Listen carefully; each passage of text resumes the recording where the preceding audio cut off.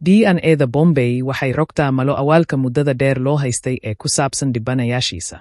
Burburkii Bombay ee qarxintii Vesuvius ee 79 waa mid ka mid ah masiibooyinka ugu wanaagsan ee la diiwaan geliyo taariikhda aadanaha.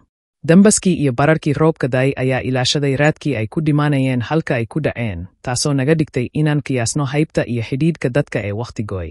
Haddii aad rabto warbixintan oo kale fadlan guji sabskraibsi. Aad u hesho warbixina intaan ka badan ha iloobin inaad nagu soo biirto mahadsani. Laakiin annagu bini'aadam ayaa kaamil ah. Waxaynu ku dhex maraynaa adduunka aragtiyo iyo eexyo mugdi gelinaya indhaynteena, iyadoon loo eegayn sida aan isku dayno inaan hadafka sii ahaano. Falanqaynta cusub ee DNA-da ee laga soo saaray dhibanayaasha Bombay waxay muujinaysaa malahayaga ku saabsan inay khaldan yihiin, daahfurkana siinaya aragtida nolosha Bombay ka hor inta uusan fol'ano dhumin. Xogta sayniska ee aan bixino had iyo jeer kuma waafaqsana fikradaha guud, ayuu yidhi David Reed oo ku takhasusay hidde-sidayaasha jaamacadda Harvard. Tusaale ahaan, hal tusaale oo xusid mudan ayaa ah daahfurka in qof weyn oo xidhan jijin dahab ah oo haysta ilmo, oo dhaqan ahaan loo fasiro hooyo iyo ilmo, ay ahaayeen rag iyo ilmo qaangaar ah oo aan xidhiidh la lahayn. Sidoo kale, lamaanaha qof ee loo malaynayo inay walaalo yihiin, ama hooyo iyo gabadh, ayaa la ogaaday inay ku jiraan ugu yaraan hal lab oo hidde ah. Natiijooyinkani waxay ka hor imaanayaan jinsiga dhaqameed iyo fikradaha qoyska. Walxaha foolkaanada ah ee lagu daadiyey Bombay markii Vesuvius qarxay waxay u dhaqmeen sidii nooc ka mid ah habka fossilisationka. Waxay ku dul dhacday oo ku hareeraysan kuwii dhintay oo dhimanaya, kadibna meel la dhigay. Markay maydku u dhintaan wakhti iyo qudhun, waxay kaga tageen aragtiyo godan oo dambas ah. DNA-da Bombay waxay rogtay malo awaalka ku saabsan doorarka iyo xiriirka Roomedii hore. Laba qof oo isku duuban oo ka soo jeeda burburka Bombay. Xarunta qadiimiga ah ee Bombay u Abisa. Burburkaas ayaa dib loo helay qarnigii 19 sannadihii 1700 balastar ayaa lagu shubay godadka si loo abuuro kabka maydadka iyaga abuuray. Laakiin qaababka maydku ma ahayn waxa kaliya ee la ilaaliyo. Lafaha laga tagay ayaa sidoo kale lagu xidhay malaasta.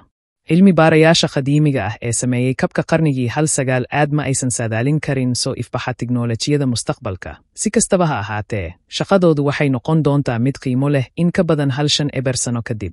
Taasi waa sababta oo ah kabayaashu waxayna siinayaan macnaha guud ee tafaasiisha lagu xafiday qurxinta hidda socodka ee dhibanayaasha, taas oo iyana naga caawisa fahamka nolosha Bombay iyo Talyaaniga Roman.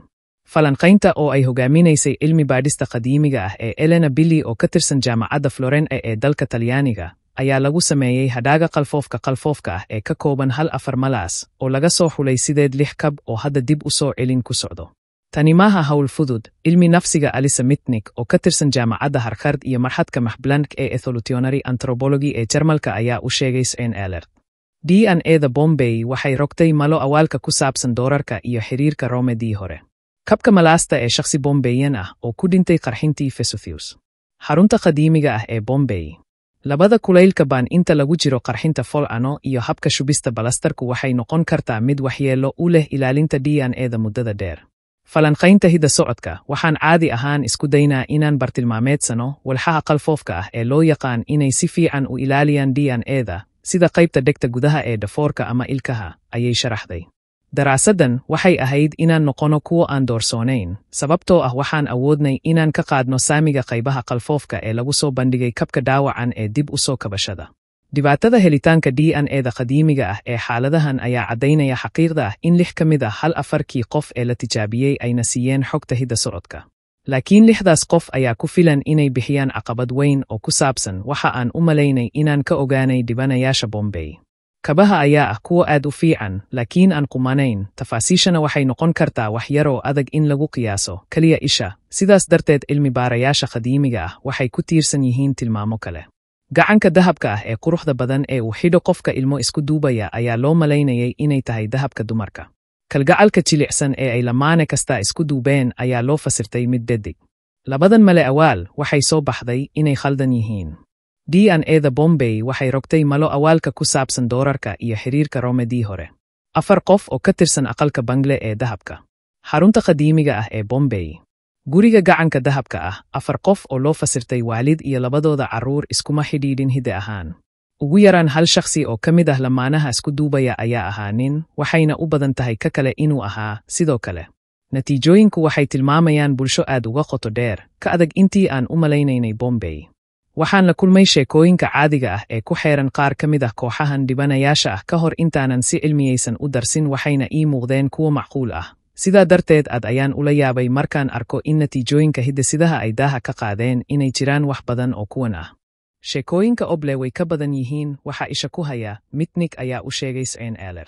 Natiijooyinka ayaa naga dhigaya inaan dib u eegno tafsiiryada fudud ee jinsiga iyo dhaqdhaqaaqa qoyska ee bulshada Roomaanka oo laga yaabo inaysan ka tarjumaynin fikradaha reer galbeedka ee casriga ah. Falanqaynta ayaa sidoo kale daaha ka qaaday kala duwanaansho hidde-siyeedka Bombay ka badan intii la tuhunsanaa. Shakhsiyaadka la daraaseeyey waxay inta badan ka soo farcameen soogalooti dhowaan ka yimid bariga Mediterranean-ka iyo bariga dhow, halkii ay ka ahaan lahaayeen dadka ku noolaa gobolka maxalliga ah qarniyo. Tani waxay la mid tahay kala duwanaanshiyaha si ballaaran loogu arkay guud ahaan gobolka Roomaaniga ee galbeedka Talyaaniga, taasoo ka tarjumaysa horudhacyadii caalamiyeynta, oo ay fududaysay xoojinta ganacsiga guud ahaan boqortooyada Roomaanka. Tanina waa 6 qof oo keliya oo ku sugan magaalo kumanaan qof ah. Waa natiijo la yaab leh. Ma aha oo kaliya inay ina siinayso aragti cusub nolosha dadka noolaa kumanaan sano ka hor.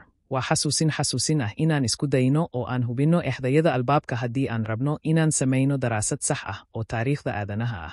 Iyadoo natiijooyinkayagu noo ogolaanayaan inaan ka hortagno qaar ka mid ah sheekooyinka dhaqameed, waa inaan ka taxadarnaa inaan ku celinno khaladkii hore, Mitnick ayaa u sheegay SNL. Taas beddelkeeda, natiijadeennu waxay xooga saaraysaa muhiimadda ay leedahay in la isku daro khadadka kala duwan ee caddaynta iyo inaanan ka sarayn malo awaalka casriga ah ee xaaladaha qadiimiga ah. Cilmi baadhista ayaa lagu daabacay Biology hadda.